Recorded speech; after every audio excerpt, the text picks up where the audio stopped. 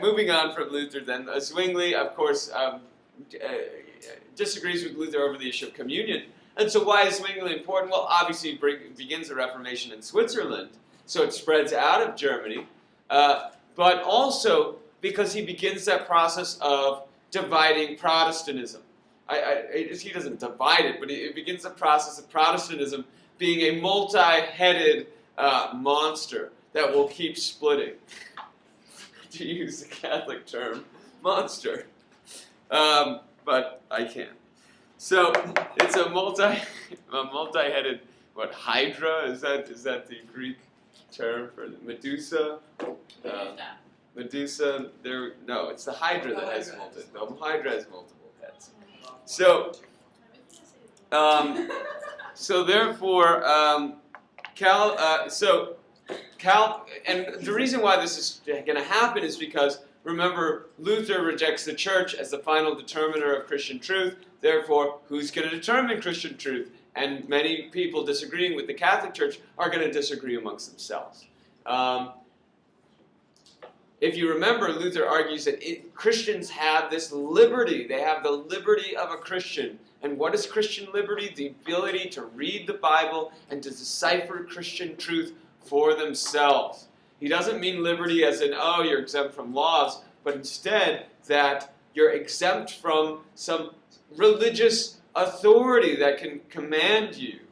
Of course, Luther begins to pull back on that sort of liberty of a Christian when he sees the sort of socioeconomic changes or, upheavals that result when people get excited about this idea of liberty and being free from authority.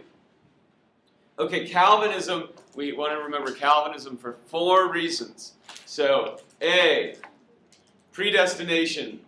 There's an elect, those people are predestined to go to heaven. You'll know if you're predestined to go to heaven if you're a good person here on earth. Therefore, if you're a bad person on earth, there's no, forgiveness at the end of the day. Right? There's no magical, I confess my sins and I'm going to heaven. This is Catholic stuff. Right? Calvinists say most people are bad. It's pretty obvious. Most people are bad people. So therefore, therefore, the elect you can tell to some degree because they are those people that can resist temptation, resist doing sinful things, can be very determined and, focused. Yes? I have a question. Does Calvinism have any effect on Hobbes? I ask for 2 reasons. Number 1, because you said the idea that most people are bad, and number 2, it would be awesome if there was an actual historical correlation between Calvin and Hobbes. Well, I think it's just they're both kind of dour. But certainly I would say so, right? It's sort of that idea that, maybe human beings aren't that great. But actual people meeting each other, no. I don't know, in fact, whether Hobbes refers to or references Calvin in his work. I would guess not, because Hobbes sort of takes this very agnostic look at the world, looking at it through the prism of natural law and not through God or theology. So certainly Calvin would disagree with Hobbes. So definitely they would, if they were to live at the same time, they would have a great debate. But definitely the dourness of Calvinism informs that of Hobbes, I would argue. Okay. The second thing about Calvin then, after predestination, Geneva. Okay, he can create his ideal state there. Geneva is going to be a theocratic state. Okay, it's a government in which the theology will inform the state laws. In other words, the theology will help determine what those laws will be.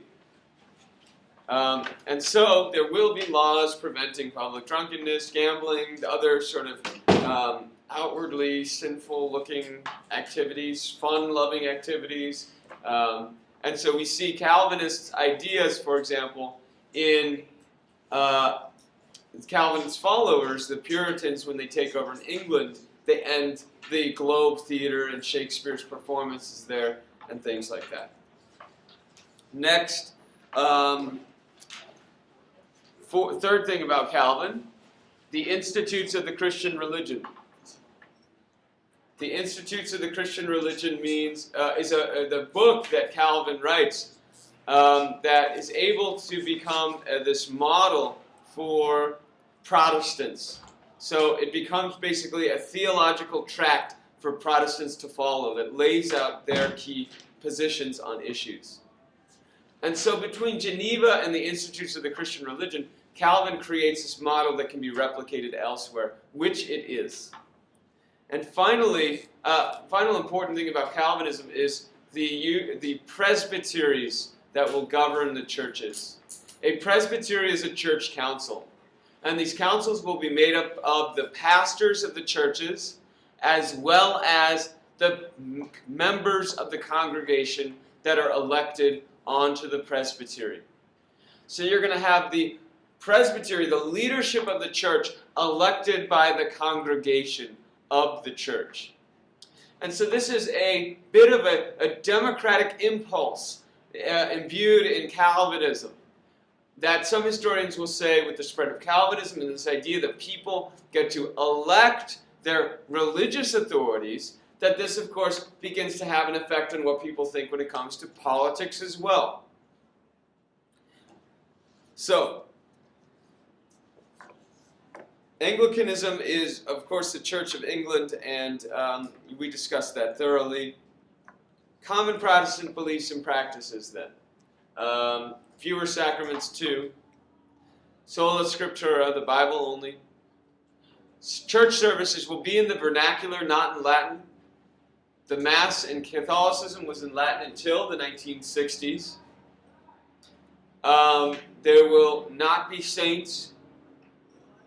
The clergy will not be a separate group, but instead pastors will be married and will have studied theology, but will not be some sort of separate estate or separate group or in some separate sphere. And so, related to that is the end of clerical celibacy. And what other common beliefs of Protestants can we think of? Obviously, salvation by faith alone, which starts off this whole process. And this idea that individuals need to read the Bible.